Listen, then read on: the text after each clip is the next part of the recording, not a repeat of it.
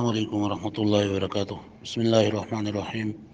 اللهم صل على سيدنا ومولانا محمد وعلى آل سيدنا ومولانا محمد وبارك وسلم وصل عليه. نن سبق هغه زمونږ د سود متعلق ده. آیت کریمه ده نن سبق. أعوذ بالله من الشيطان الرجيم. بسم الله الرحمن الرحيم. أحل الله البيع وحرم الربا. معنی دا چې الله پاک بیع حلال کړی دا او سود دا الله پاک حرام کړی دی. حدیث مبارک ته لعن رسول الله صلی الله علیه وسلم آکل الربا ومؤکله وکاتبه وشاهديه وقال هم سواء. رسول الله صلی الله علیه وسلم لعنت فرمایله ده. لعنت ویل کیږي یعنی د الله پاک د رحمت نه لری کېدل.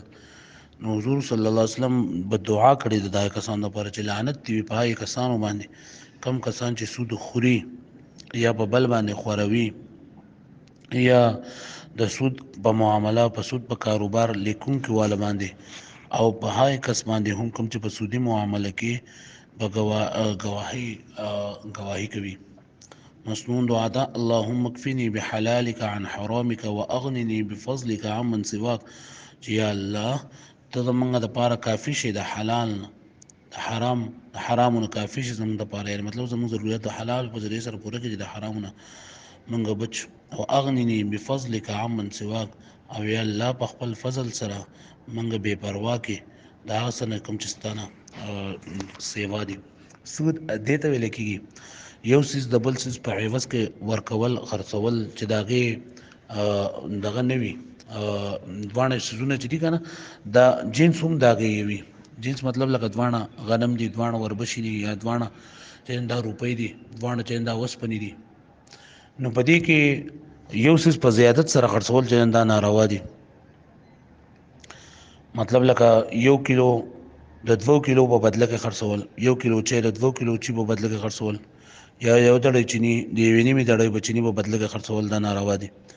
دغه شانتې څوک چاله 100 روپۍ ورکوي حواله په بدله کې 95 روپۍ ورکوي، نه 15 روپۍ چې دا سود دی ځکه چې د دې عوض نشته نه. او د دې سود ډېر زیات سزاګانې الله پاک او په قرآن مجید کې او رسول الله صلی الله علیه وسلم مبارک احادیثو کې ډېر زیات خیری چې دا کړي دي او ډېر زیات بدې ورته ویلي دي. او د سودخور ډېر زیات سزاګانې دي، لکه څنګه چې د زکات په ذریعه سره الله پاک مال چې دا سیوا کوي په برکت پیدا کوي، دا شاید د سود په ذریعه سره الله پاک د انسان مال چې دا ختمي. د دې انسان مال په ظاهر باندې ډېر ښکاري او چې کله د سود کوي نو بیا د باندې الله پاک بیماریانې راولي، په د باندې غمونه راولي، او د پیسې په داسې طریقه باندې ولګي چې دی په اړوپو هم نشي. نو چې زمونږ په مال کې په روزۍ کې برکت نه لاګي.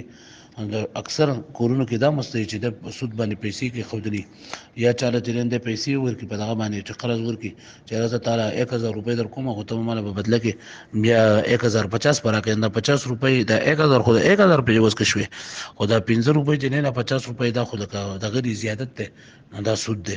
یا لکه په دې بانکونو کې چې دا څومره هم قرضې کېږي نو دا ټولې سودي ځکه چې ته واخلې 2 لک روپۍ 3 لک روپۍ او بیا تا ته وایي چې یاره که تا په کال کې داخلي نه کړې تا به په دونه منافع چې دا به د باندې راځي، انټرسټ به باندې راځي، سود به د باندې راځي.